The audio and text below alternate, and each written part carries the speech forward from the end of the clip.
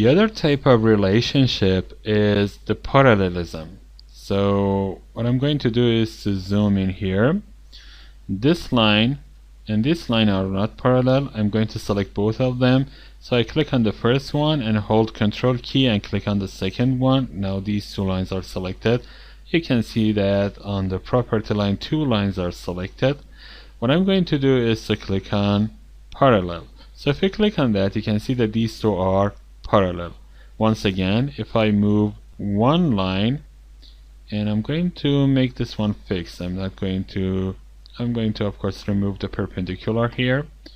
So try to move this line. You can see that the other line is not going to change its relation. Let's fix this point. So I click on this and go and click on this fix. Let me do this once again. And this is the fix.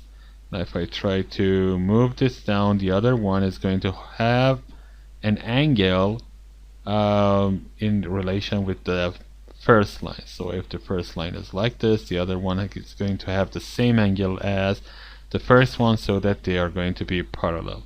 Once again, I'm going to remove these relationships. So if I click on this, I'm going to remove it. And of course, the length of the two lines can be the same.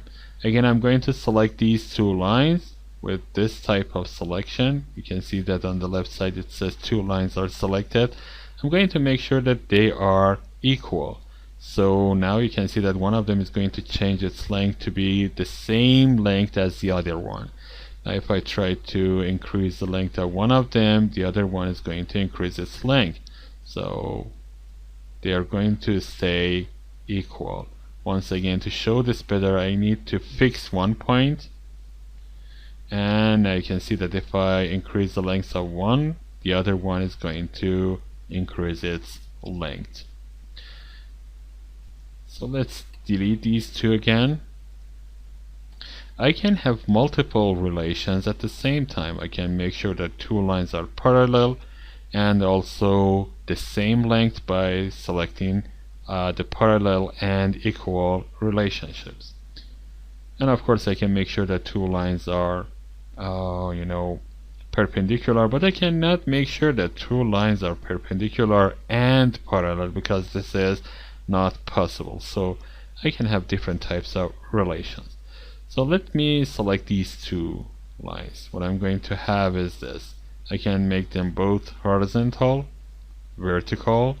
I can make them collinear. And let me show collinear in another place. I'm going to choose these two lines and make sure that these two are going to be collinear. So if I click on that, you can see that the second line is going to be aligned to the first line. So both of them are on the same line. And you can see these dashed line between these two. This tells me that these two are collinear. So if I try to move one of them, the other one is going to move so that their relations are not going to be broken. If you want to break the relationship, what you need to do is to go over the relation, click on that and press delete on your keyboard. There are other types of dimensions that are important for us. For example, merge points and coincidence. These are going to be important. What I'm going to do is to show you how you can create a coincidence. If I click on this point on this line, and I'm going to hold Control key and select a point on this line, you can see that midpoint is there. If I go over that and click on this midpoint, you can see coincidence in the relations. So I can click on that and make sure that this point and this point are in coincidence with each other. So if I try to move this, that's going to move, but if I try to move this point, it is going to be in relation with the midpoint of that line that I just selected. Now if I try to select another 2 points, let's see what happens. I'm going to click on this point and then press Control key and click on this point. Now I have selected 2 points, and instead of coincidence I have something nearly like that, merge. I'm going to click on merge. Now you can see that these 2 points are now 1 point. Actually 1 point that is shared between the 2 lines. So if I try to move this, both lines are going to move because this point is shared by the 2 lines. So this is another one. I can have this point, and again I'm going to hold Control key and go and click on the center of the circle. Now you can see that again merge is activated. If I click on that, the circle center is going to be merged with the point. Now this point is shared by 3 different objects. If I try to move one of them, all of them are going to move. So we have coincidence, we have merge, and both of them are almost the same, and we can use them. Now before going on to another move, what I'm going to do is to show you some kind of example for what we are going to do. I'm going to fix this point. Now if I click on this point, I have fixed relations. So I click on that, this point is fixed. It cannot be moved. So if I try to move this, it moves, but this point is not going to move at all.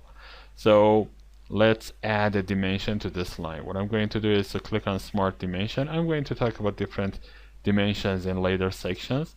I go and click on this line, and I can see that there is a relationship added to this. Now let's press Escape and then click on this line, and now you can see that if I hold it almost close to the line, the length of this line is going to be selected. I click here and then type 4 inches and hit enter.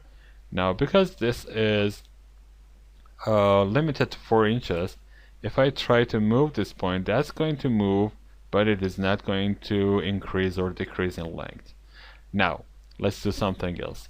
I select this point, the end point, and I'm going to hold the Control key and select this point.